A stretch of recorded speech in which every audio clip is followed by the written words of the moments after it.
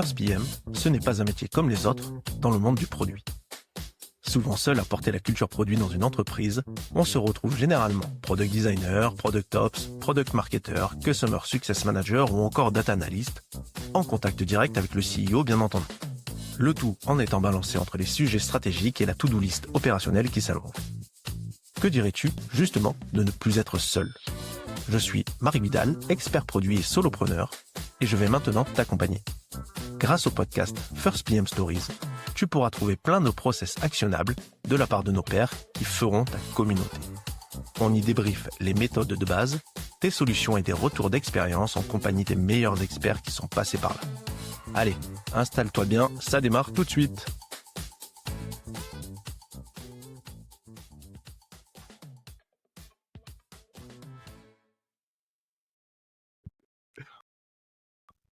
Devenir le premier product manager dans une startup, c'est un défi unique. Entre la découverte du produit, la gestion des attentes des fondateurs et l'établissement de process inexistants, les pièges sont nombreux.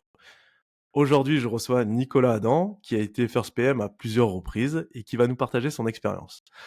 Il a notamment identifié 7 erreurs qu'il a su ou non éviter dans ses expériences pour réussir dans cette transition. Bonjour Nicolas, bienvenue. Peux-tu, dans un premier temps, déjà te présenter ?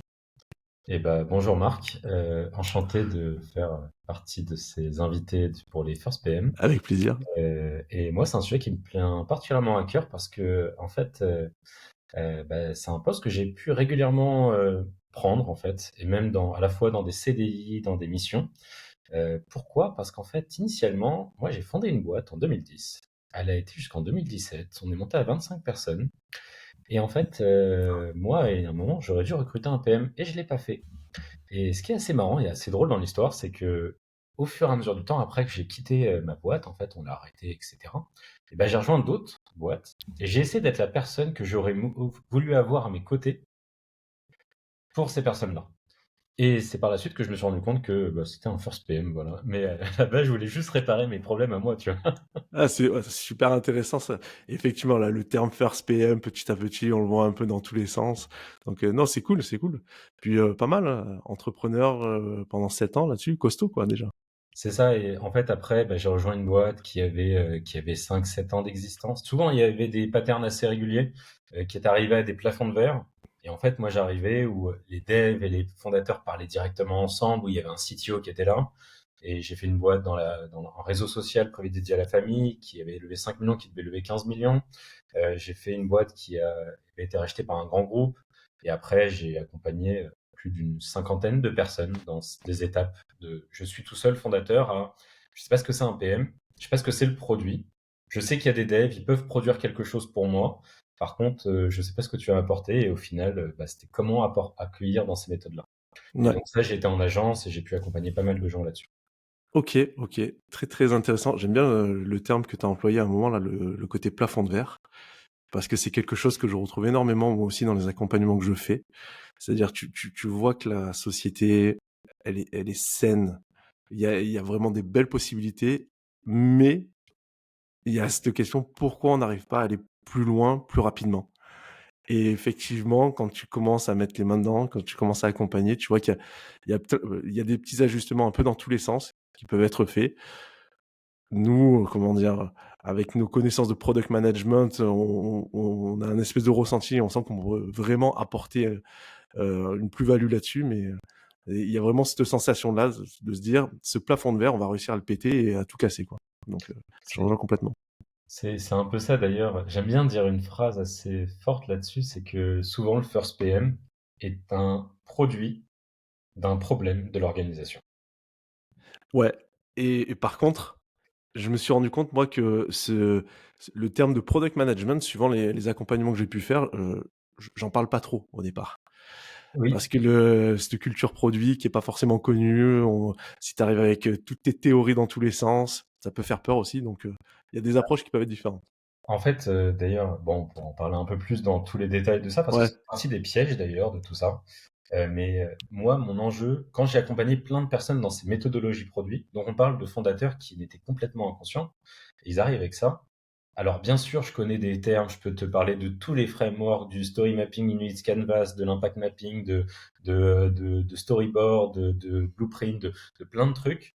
Mais mon enjeu à moi, c'était de ne jamais utiliser ces mots-là et de les accompagner dans un flow où on ne voit pas ce qui se passe. Mais bon, on en reparlera à mon avis. Ouais, mais clairement, mais clairement. Enfin, bref, je te rejoins hein, là-dessus. Bon, comme je disais en intro, euh, tu l'as fait souvent et tu l'as répété également. Il y a pas longtemps, enfin, il y a quelques mois de ça, tu as animé un meet-up sur Paris avec l'équipe French Produit. Là, je fais un peu de pub hein, pour French Produit. Sur les 7 erreurs à ne pas commettre en tant que first PM.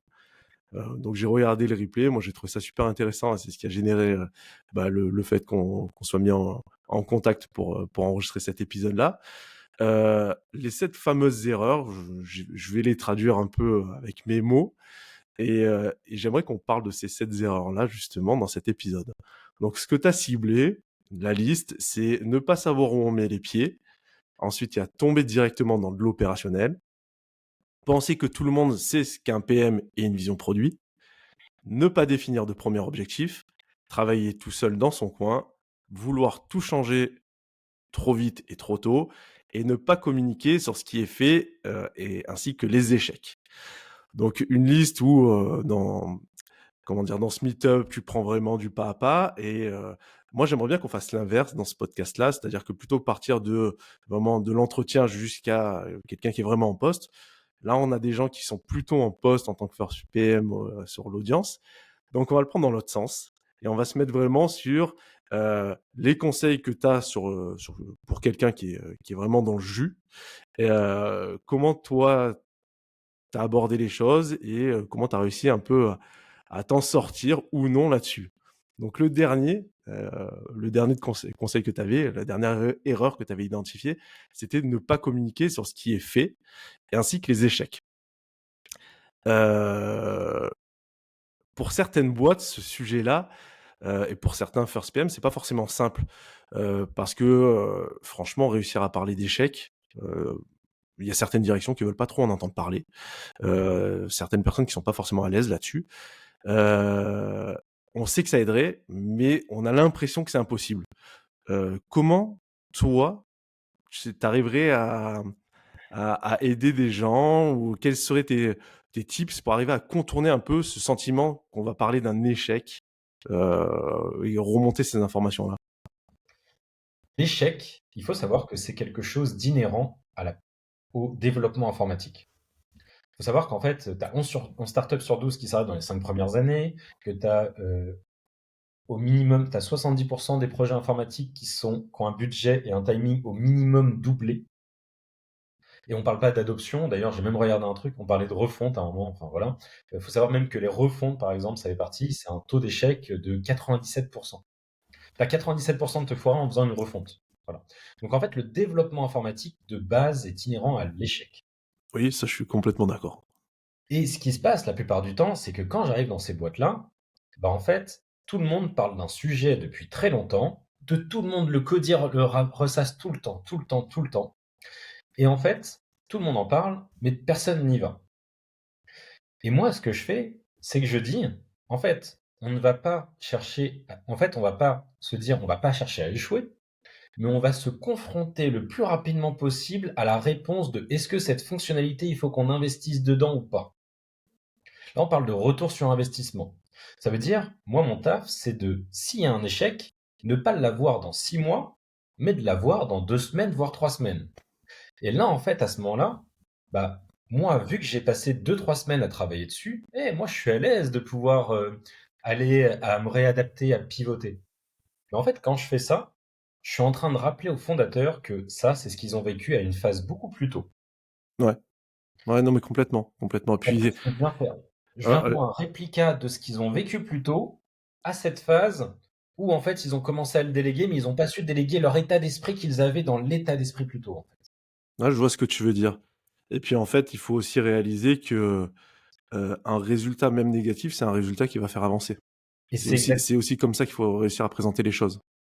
Et en fait, tu vois, d'ailleurs, dans ce schéma-là, pour moi, nous, PM, en fait, les first PM arrivent avec autre chose, avec une arme massive, que tout le monde parle pendant des années, c'est la data. Ouais, Parce qu'en fait, tout le monde en a parlé de la data en moment dans la boîte, parce qu'on en a marre que le fondateur, il sorte une nouvelle idée du chapeau tous les 4 matins et les devs, ils sont en PLS. Donc ils disent, il faudrait peut-être mettre un peu la data pour voir s'il y a vraiment de l'usage de ça.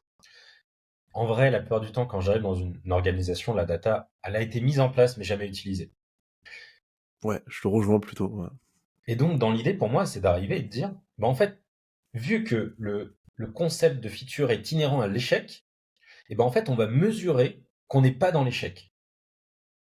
Même dans les discussions qu'on va avoir, etc., moi, la phrase que je donnais à chaque fois, c'est qu'est-ce qui fait que là, on va passer 2 semaines à travailler dessus, qu'est-ce qui fait qu'à la fin des 2 semaines, on se dirait, ah bah là, on a passé 2 semaines à faire de la merde. Ça ne sert à rien ce qu'on a fait. C'est quoi l'indicateur qui nous permettrait d'avoir ça? Et ben en fait, à ce moment-là, on doit accepter cette notion d'échec. Parce qu'en fait, une fois qu'on a cette notion d'échec, ben en fait, on peut vite se réadapter. Et là, c'est les méthodes entrepreneuriales dans l'idée, c'est, ben en fait, on lance quelque chose, et vu qu'on communique sur le fait que ça marche ou ça marche pas, en fait, indirectement, on donne de la confiance autour de nous. Donc là, pour quelqu'un qui serait déjà dans le jus, on va dire, quelqu'un en poste et tout, parce que c'est sûr que nous, on a un rapport un peu différent comment dire, sur de la prestation, ce genre de choses, mais t'es un first PM, t'es plutôt dans le jus et c'est quelque chose que tu fais peu à la base. Là, le conseil que tu aurais, c'est vraiment sur ce côté plus se tourner sur des métriques pour arriver à aider à expliquer l'échec et à le justifier quelque part. Et à montrer en quoi, euh, euh, grâce à cet échec, en fait, on continue d'avancer. Et après, ça va avec plein de choses, mais globalement aussi, tu vois, dans les démos produits, franchement, en fait, en First PM, tu as aussi une notion, c'est t'as embarqué les gens autres dans le produit. Et dans les démos produits, ça fait tellement un effet de dire, regardez ce qu'on avait prévu de faire. En fait, les gens, la plupart du temps, montrent ce qui doit être fait, ce qu'ils ont fait. Mais en fait, il y a un sujet, c'est qu'est-ce qu'on, pourquoi on a voulu faire ces choses-là? Qu'est-ce qu'on a amené? Comment on va le valider? Et qu'est-ce qu'on vous a montré ce qu'on vous a montré il y a 2 semaines, 3 semaines? Quels sont les résultats de ce qu'on a amené? Ouais, c'est pas mal ça aussi, sur les Et ben, en démos. fait, d'aller juste là-dessus dans des démos, mais ça change complètement la donne. En fait, on passe de, je sais pas, t'as déjà vécu ça un jour, des démos où tu fais une démo et quelqu'un dit, non, mais ça sert à rien ce que vous faites là. Oui, Voilà. Tout le oui. monde l'a vécu un jour dans sa vie. Ou des démos où il y a personne. D'accord? Personne n'est intéressé.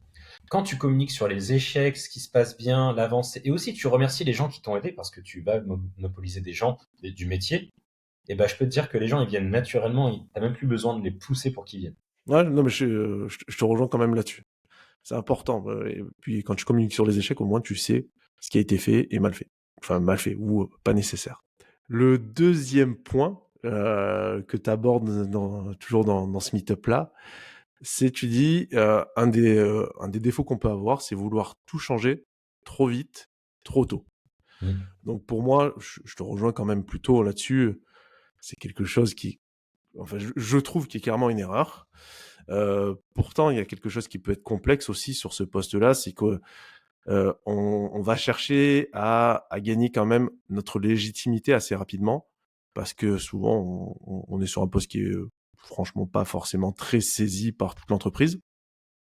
Donc on se dit bon bah si on arrive à faire quelque chose euh, euh, de visible et d'assez rapide, on va réussir à gagner cette légitimité qui va nous permettre de continuer à travailler.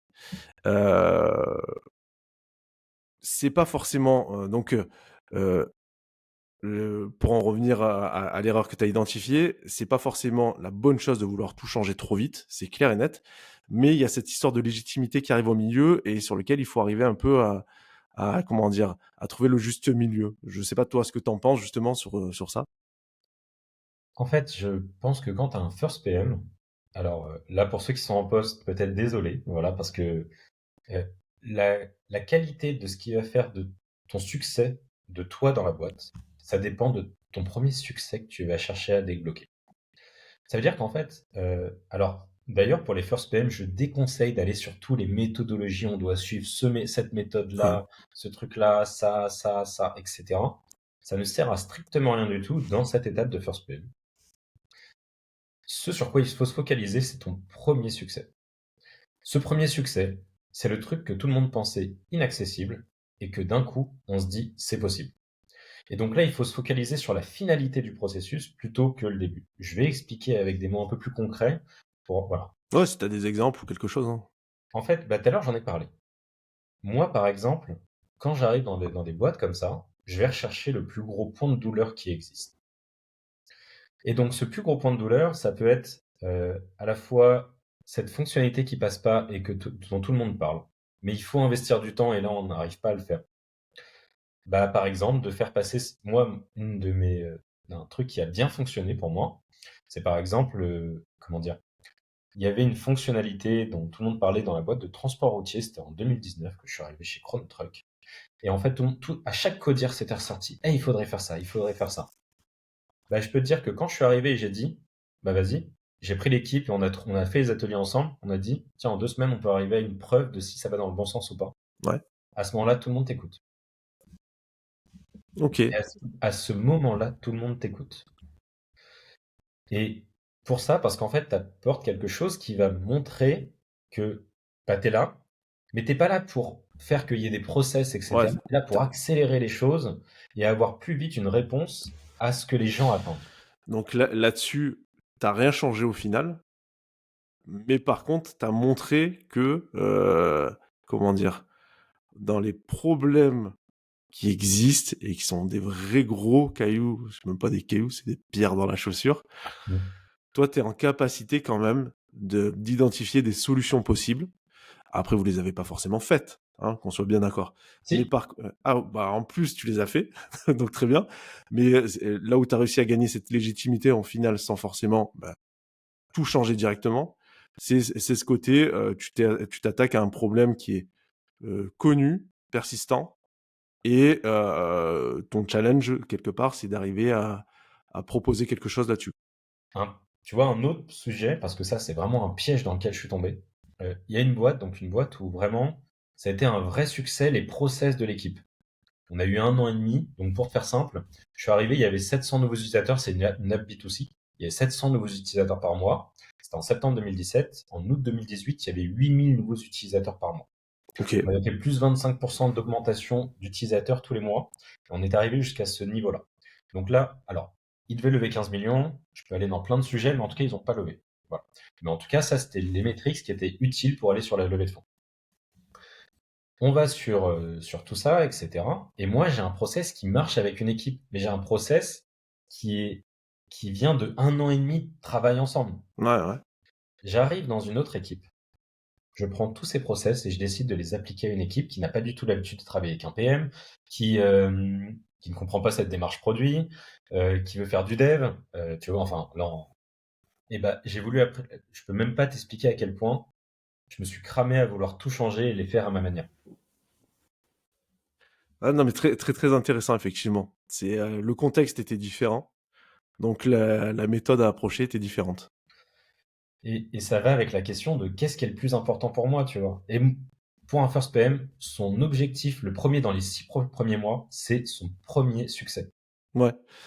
Non, ouais, mais le sujet de l'objectif, effectivement, là, je t'ai posé une question sur le côté vouloir tout changer trop vite, trop tôt, et ça revient à un autre, comment dire, à, dans les 7 erreurs qu'on peut faire, ce côté définir un premier objectif, comment dire, tu le scindes en deux parties, ça, et vouloir tout changer trop vite, trop tôt, mais je comprends pourquoi ils sont liés. Mais en tout cas, ce que je veux dire par là, c'est que à partir du moment où tu as fait tes preuves quelque part, qu'est-ce qui va se passer après? Bah en fait, une fois que c'est fait, tu vas pouvoir déployer plein de petites choses. Ouais, clairement, clairement. On est sur des stratégies de petits pas, mais en fait, dis-toi que à des moments, tu pars, il y a des endroits, c'est d'un niveau zéro en termes de produits et de fluidité de process. Il faut accepter d'avoir une petite victoire et après, tu vas changer étape par étape. Non, mais je te rejoins là-dessus, Bon, le problème, clairement. c'est que nous, on aime bien faire du changement. Quand on aime faire du changement, on veut que tout change d'un coup. Bah là, Ouais, c'est pareil. non, mais faut savoir en fait que t'es pas là pour faire ce que toi t'as envie, t'es là pour faire ce qui est nécessaire pour la boîte, hein, de toute manière. Alors, par contre, ça demande de gérer beaucoup de frustration interne. Alors ça, Ouais, c'est un autre clairement, truc. clairement. Euh, J'avance un peu parce que je pense que dans les 7 erreurs, de toute manière, il y a beaucoup de liens entre elles.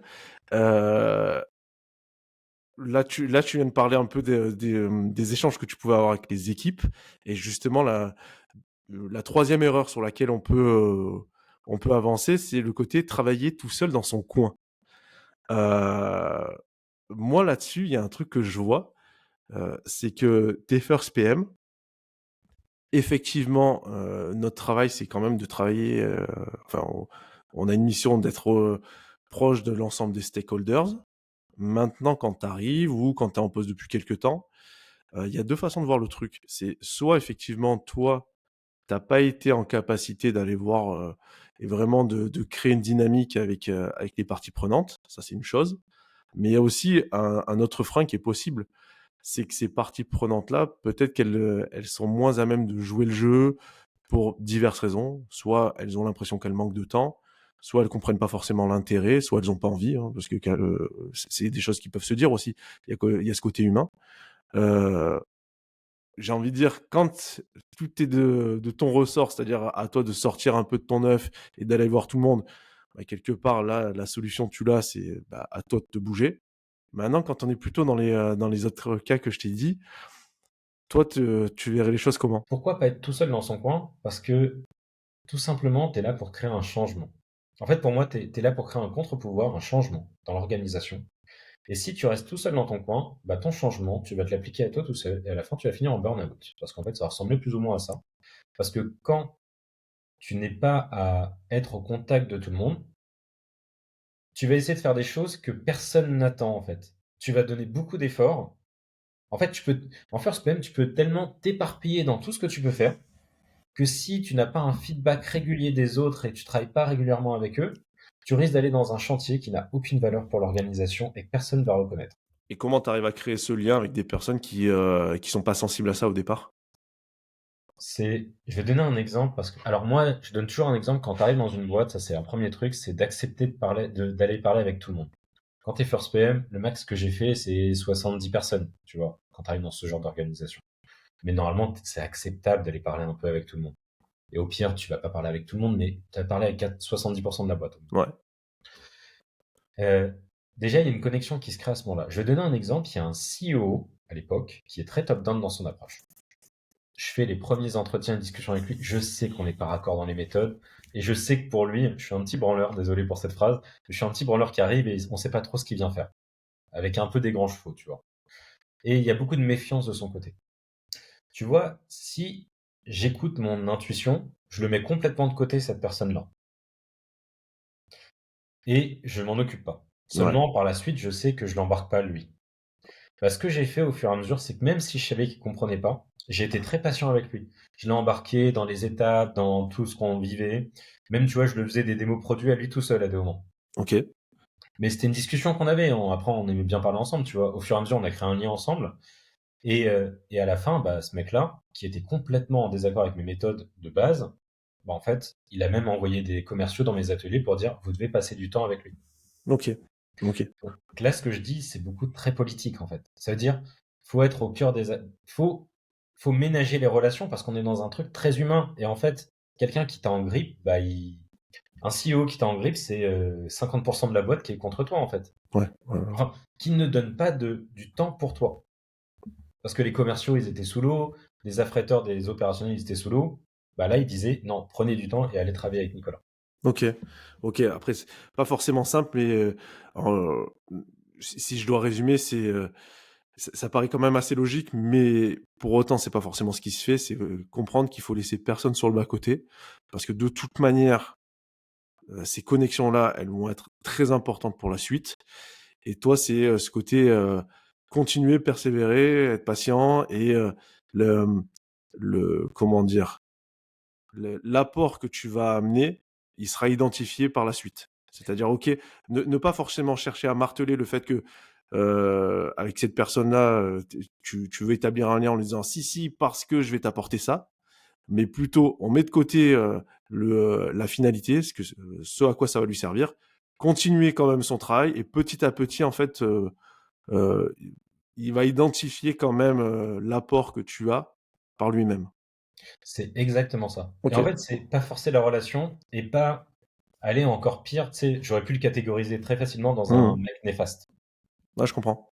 Ouais, je comprends. Alors qu'en fait, non, pas du tout. Mais il fallait juste du temps dans la relation, comme tu as dit. Ok, ok, très très bien. Là, on va revenir sur un autre point maintenant. même si tu en as déjà parlé, mais enfin, on va le rebalayer parce que je l'ai cité au départ, c'était le côté ne pas définir de premier objectif. Mmh. Donc, on a mis ça un peu de pair avec le côté gagner la légitimité quand on parlait de vouloir tout changer trop vite, trop tôt.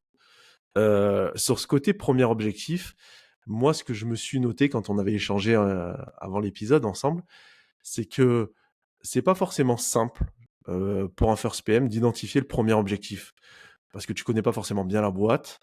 Et il y a deux manières de voir les choses. Soit c'est toi qui te fixes un objectif, soit le premier objectif, il t'est fixé par la direction, ou on va dire par la personne que tu as au-dessus, et qui n'est pas forcément le premier objectif le plus pertinent.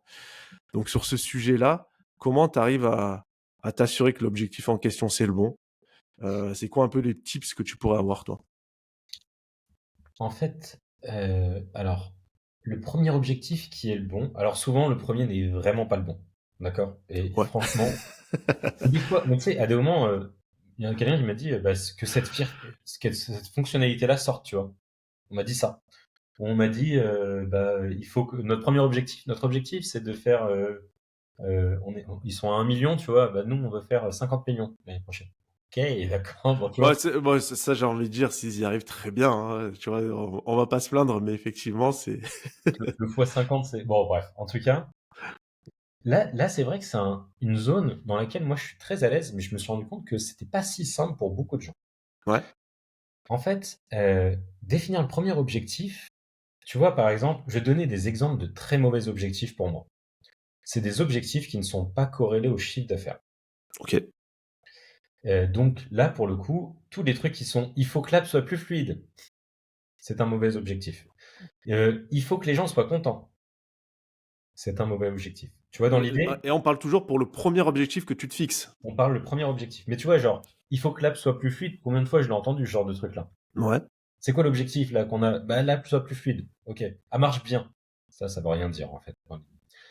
Et en fait, il faut s'arrêter à qu'est-ce qui ramène du chiffre d'affaires à la boîte. ouais, Moi, ce que j'aime bien faire dans ces exercices-là, c'est, tu vois, il y a toujours des questions que je posais, c'est, on est à un stade, qu'est-ce qu'il faudrait là pour que dans 6 mois, par exemple, on, dans combien de temps est la prochaine levée de fonds? Et qu'est-ce qu'on aimerait montrer aux investisseurs pour montrer qu'on puisse aller dans le sens de la prochaine levée de fonds? Ou même, si on n'est pas dans une boîte qui lève des fonds, ça peut arriver.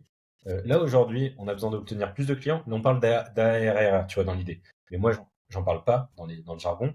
Je vais te dire, c'est quoi? C'est le but, c'est que vous ayez plus de clients, que vous ayez des meilleurs taux de conversion, que vous ayez, ils gardent plus longtemps les clients, qu'il y ait plus, qu'on augmente les revenus du client. Et en fait, ça, rien que ça peut beaucoup aider. et à partir de ça, tu définis, toi, après ton premier objectif, ou ce premier objectif s'impose de lui-même pour toi. Tu dois le faire, la phrase, en fait, tu dois définir une phrase et tu peux arriver dans n'importe quelle pièce et dire, moi, je travaille sur cet objectif-là et personne n'est trop à te redire. Tu vois, personne dit, ah non, c'est vraiment pas une priorité. Ça, c'est le bon objectif. Si tu Et, arrives dans une pièce, tu dis, tiens, moi, en ce moment, je travaille là-dessus et quelqu'un dit, ah, mais non, ça sert à rien, ça. C'est que t'es pas sur le bon objectif, en vrai. et, euh, et, quand tu le regardes comme ça, t'as pas peur forcément que l'objectif soit pas réalisable? Quand tu connais Ça- pas forcément trop bien le contexte de l'entreprise. C'est pas grave que l'objectif. Alors, là où est le taf, c'est d'adoucir cet objectif. Ok. Ça veut dire de le rendre concret. Ça veut dire, souvent, cet objectif, il va être inatteignable. En vrai, il va passer un peu au-delà. Enfin, Mais c'est super important de le dire, en fait, ça, parce que on a l'impression que si jamais on définit un objectif et qu'on le remplit pas, on en revient à la notion d'échec, hein, le premier truc. Mais c'est important, je pense, de d'aussi mettre en avant que euh, dans l'idéal, bien sûr, qu'il faut réussir à le faire et à l'atteindre, mais c'est pas forcément tout le temps le cas, quoi. C'est ce que je voulais te faire dire quelque part. c'est exactement, en fait, tu vois, de se mettre un objectif inatteignable, c'est normal, en vrai. C'est vraiment normal. De toute façon, c'est le but, parce que à la base, une startup, c'est des gens qui imaginent qu'ils vont faire des millions dès les premières années et qui se rendent compte que ça va prendre plutôt 15 ans, tu vois. Enfin, bref, ça ressemble un peu à ça. Alors, il y en a qui vont beaucoup plus vite. En tout cas, c'est de se mettre ce premier objectif et de se dire, cet objectif, mais tout le monde d'accord, c'est un objectif chiffré, très clair, qui explique. Après, par contre, c'est à ton taf de le décliner en bénéfices comme, enfin, là, si tu veux, on peut aller derrière un exemple très concret que je dis souvent, c'est l'impact mapping qui marche très bien. Tu pourrais le retrouver sous forme d'OKR, sous forme d'outcome based roadmap, sous forme de opportunity tree je sais plus comment ça s'appelle d'ailleurs. Euh, Non, mais vas-y, continue, hein, continue. voilà, mais tout, tu peux le trouver. Mais en fait, tous ces frameworks-là, là, à la fois, ils ont un truc principal à se dire, quel est l'objectif? Et toi, ton taf, c'est de le décliner en opportunité, Ouais. en bénéfice. En fait, soit tu peux le faire, soit. Bah, pour faire ça, on a besoin de ces utilisateurs-là. Celui-là, c'est le plus important. Quel est le bénéfice qu'on veut apporter à ces utilisateurs-là pour avoir cet objectif-là? Et ensuite, quelles sont les solutions? Et ça, c'est ton taf. Ça, c'est ton taf de le normaliser. Et en fait, quand tu mappes tout ça, quand quand t'as défini bien l'objectif et que tu as mappé tout ça, et que tu vas le montrer à quelqu'un, n'importe qui de la boîte, tu as une adhésion mais complète à ce que tu fais parce qu'en fait, tu dis la personne, elle a compris ce qu'on est en train de faire. Je vois ce que tu veux dire. Je vois ce que tu veux dire. Après, euh, encore une fois, je reviens sur le réalisable par réalisable. Ça, c'est un autre sujet. Moi, dans ce côté premier objectif, le truc sur lequel je suis très très sensible, c'est le fait d'arriver à le ramener sur un impact que ça peut avoir sur le chiffre d'affaires. Parce que depuis des années, quand même, enfin, je vais la tourner différemment. Je trouve que ça fait quelques mois, peut-être 1 an et demi, 2 ans, où on commence vraiment à plus entendre que le rôle du product manager doit avoir un vrai impact sur le chiffre d'affaires. Alors, je le tourne mal, mais il y a ce côté héroïste, en fait, qui était voire pas compris dans ce rôle-là, du moins en France, et on se rend vraiment compte que il y a un changement de paradigme là-dessus qui doit être très très très très présent sur le fait que oui, on rend un service aux utilisateurs, ok, mais pour le bien de notre entreprise. Derrière, ça doit générer du chiffre d'affaires. Et quand on commence à le revoir comme ça, vraiment ce rôle-là, ça remet au centre le fait que oui, tu as un objectif, mais ton objectif, il doit impacter le chiffre d'affaires. De toute manière, en fait, tu vois, moi, ce que j'ai vu s'épuiser, tu vois, quand tu pars avec un objectif qui est l'app doit être plus fluide, tu parles sur beaucoup d'intuition au final. Tu vois, genre, qu'est-ce qui fait Ouais, qu'une ouais. app est fluide, tu vois? Et alors que tu pourrais dire, je veux que les utilisateurs soient contents. Alors le pire, c'est d'aller sur le NPS, ça c'est n'importe quoi. Bref, mais tu vois, genre, parce qu'en fait, c'est très subjectif Ouais, non, mais je vois ce que tu veux dire. alors qu'en fait, c'est très concret. Et vu que tu dois avoir tes premiers succès, il faut que tu lies des objectifs très haut niveau à des réalisations très bas niveau. Et toute cette ligne entre les deux, bon, je suis en train d'utiliser les doigts pour montrer, je sais que c'est un podcast, ça sert à rien, mais globalement, je fais plein de signes là tout de suite, c'est pour ça que j'explique ça. Mais tu dois relier ce qui est très haut niveau avec ce qui est très concret. Et ça, c'est ce qui va faire la différence de ce que tu vas apporter.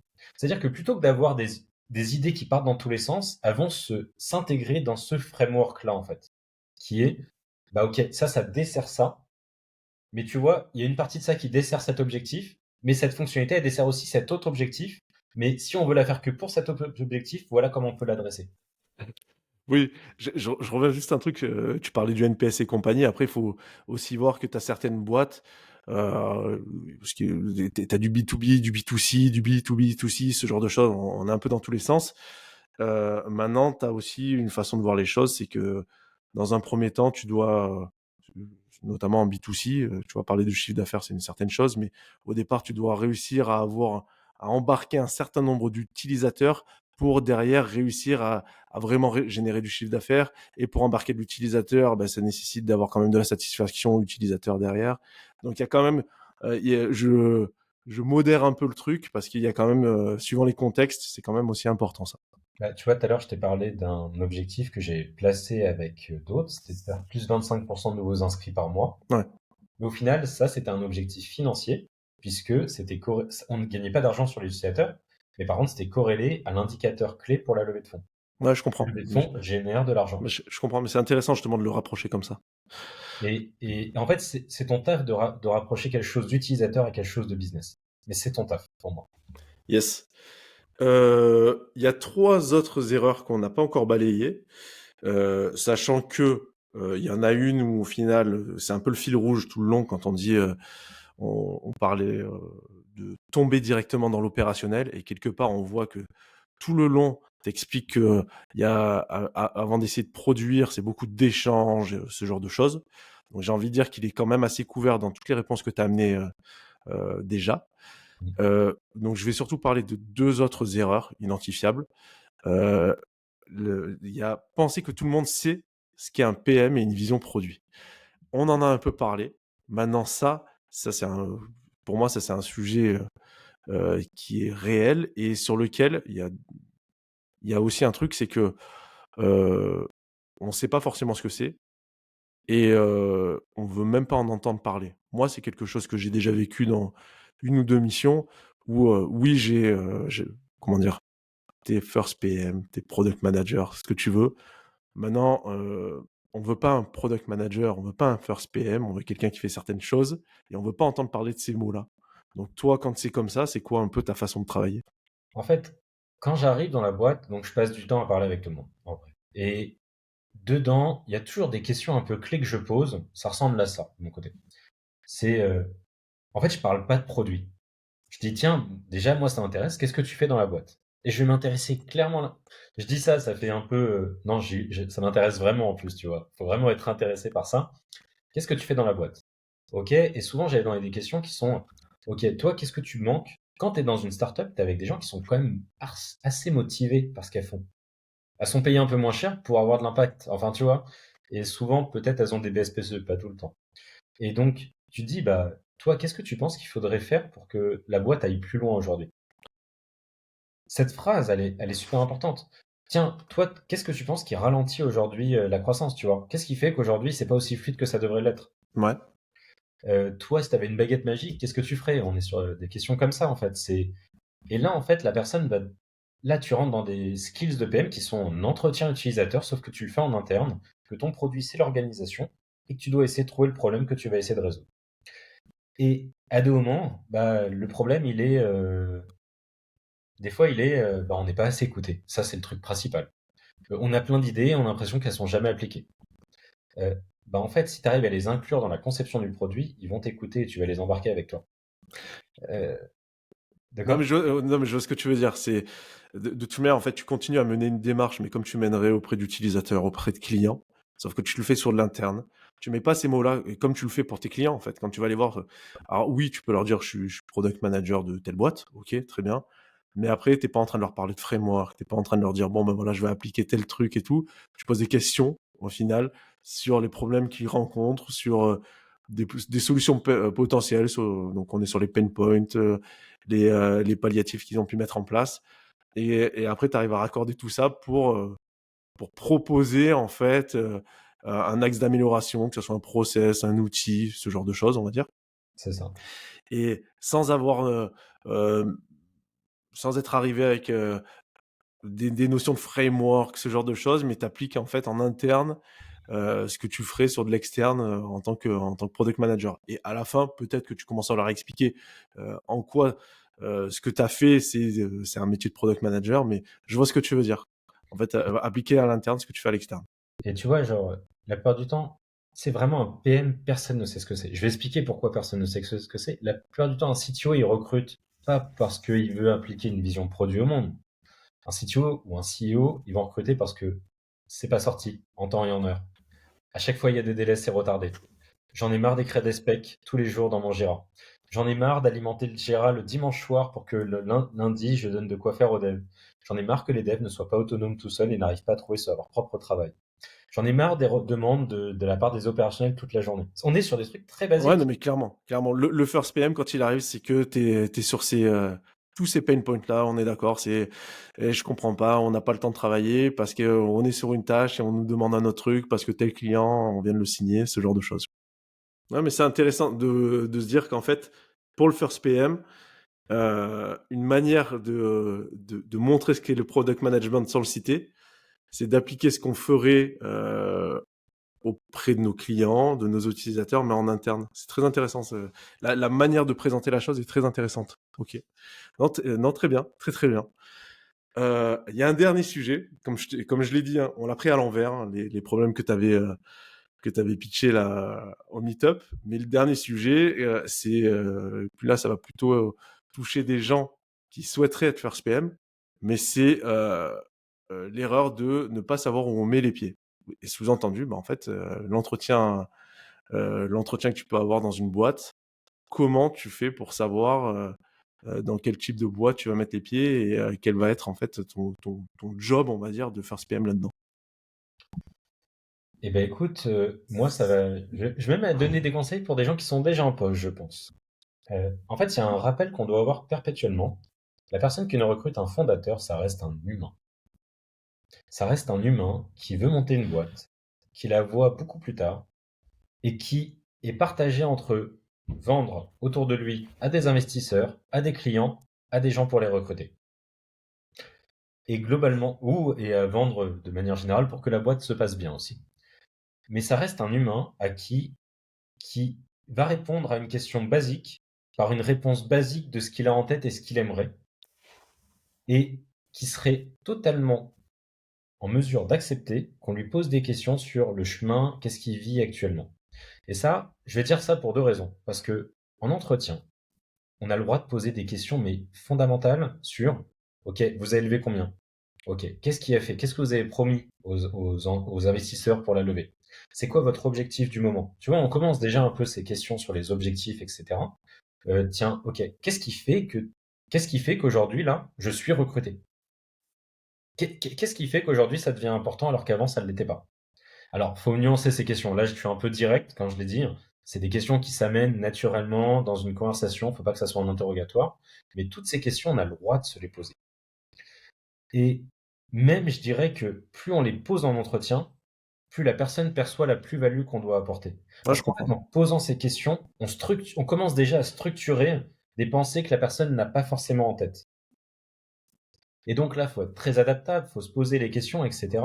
Et ça, si dès l'entretien, vous avez ce mode de discussion, déjà, vous allez avoir quelqu'un qui va être dans l'écoute avec vous. On parle beaucoup d'empathie, mais là, on est un fondateur, faut avoir beaucoup d'empathie pour lui. C'est quelqu'un qui a peur que sa boîte s'arrête dans 6 mois, tout le temps. Ouais, et puis qui, au final, je veux grossir le trait, mais qui fait vivre des gens, hein. Et qui fait vivre des gens. Et s'il a monté cette boîte, d'ailleurs, c'est parce qu'en fait, il a envie de faire vivre des gens. Sinon, il serait devenu solopreneur ou un Mmh. truc comme ça. Non, mais clairement. Ou freelance, tu vois. Il cherche pas que de la main, il cherche à monter une boîte avec plein de gens. Et parce que lui, ça l'éclate, il a envie de le faire. Il est tombé dans pas mal de pièges du passé. Parce que l'humain, moi je l'ai entendu, hein, et c'est encore plus vrai actuellement. J'entends plein de gens qui ont fait plein mal de recrutement et qui ont dû virer des gens. Ça, c'est quelque chose de dur à vivre Ouais, pour. non, mais clairement, clairement. Mais l'approche que tu aurais, en fait, encore une fois, c'est quelque part, euh, je vais essayer de grossir le truc, c'est tu qualifies vraiment la société et la personne que tu as en face avec des questions très orientées encore product management, quelque part. Exactement. Et il faut pas, en fait, faut pas s'autoriser, en fait, faut s'autoriser à aller creuser derrière les choses. C'est pas parce que la personne dit, on a levé 6 millions, tu vois, genre un DAB, et c'est bon, on est parti, on va faire le tout. Non, c'est la personne elle est aisée derrière. Et si elle te fait appel à toi, c'est en plus qu'il y a des raisons. Et tu vois, franchement, moi dans les entretiens, mais vraiment pas hésiter à aller demander à parler avec tout le monde. Non, mais je comprends. Non, mais je comprends. Ça, c'est plutôt, alors, ça se fait pas forcément, c'est pas forcément simple et tout, mais ça te permet effectivement de bien savoir où tu mets les pieds et de voir le degré de maturité, en fait, de la culture produit. Ça veut pas dire qu'il faut pas y aller, hein, si t'as pas ces réponses-là, mais par contre, t'es plus au fait de l'environnement dans lequel tu vas arriver. Exactement, et penser que tout va bien et que, tu vois, j'en ai entendu des PM dire, youpi, je suis recruté, ils ont levé, on va s'éclater, tu vois.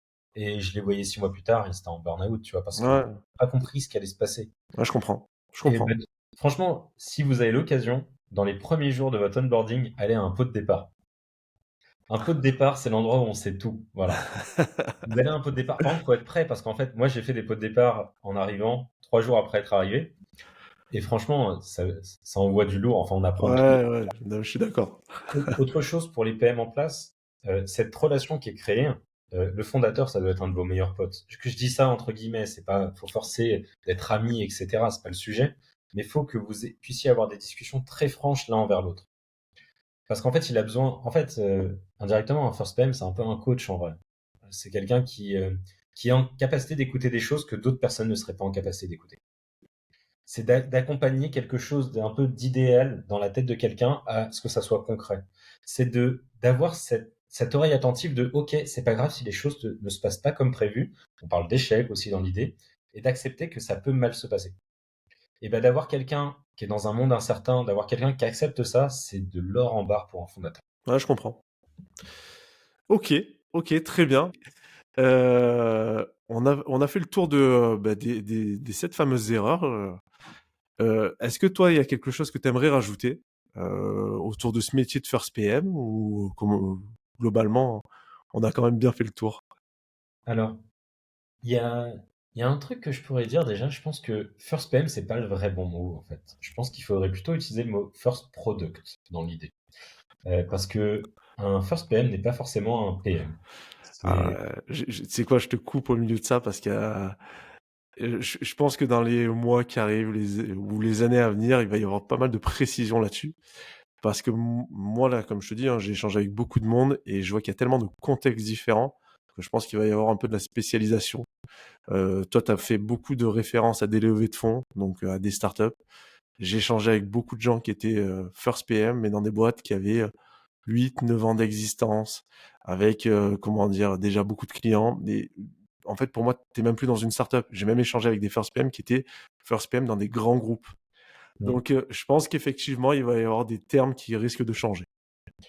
Et en fait, il y a toute cette partie-là qui est le P. Enfin, d'ailleurs, le First PM, pour moi, c'est un couteau suisse. En fait, tu dois être couteau suisse dans Ouais, l'idée. Alors déjà, tu peux t'inspirer des grands livres qui existent et de la littérature, mais alors ne pense pas que c'est ça qui va arriver.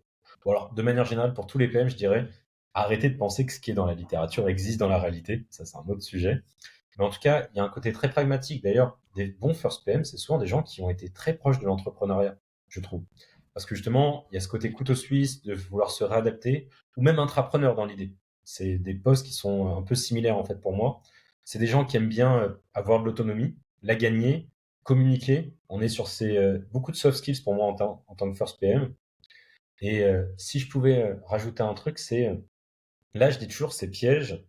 En vrai, moi, je suis tombé dans pas mal de pièges. J'ai connu des gens qui étaient tombés encore plus fortement dans ces pièges-là. Mais en tout cas, je suis tombé dans ces pièges-là. C'est normal d'y tomber.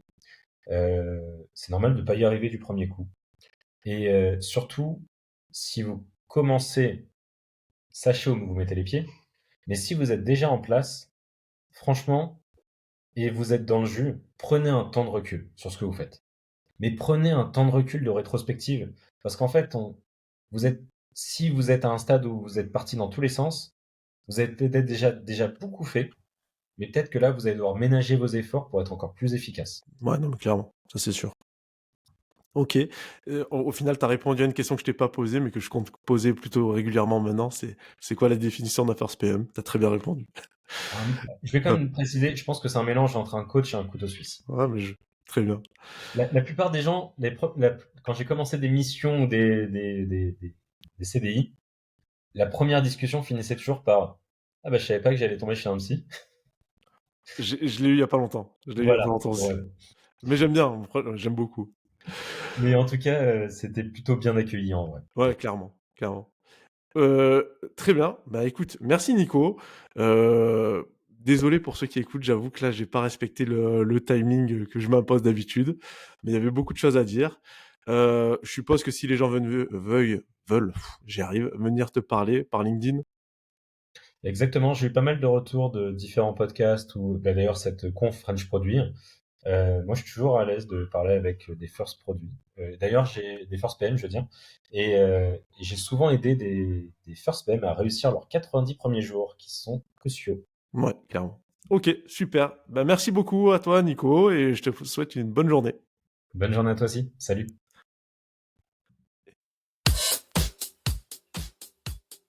Cet épisode est maintenant fini.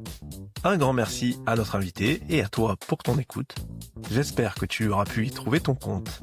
Pour soutenir ce podcast et m'aider à son développement, n'hésite pas à laisser 5 étoiles, voire même 6 sur ta plateforme d'écoute, avec un petit commentaire ou encore à partager cet épisode avec un de tes proches. Dans tous les cas, à bientôt pour un prochain rendez-vous de First PM Stories.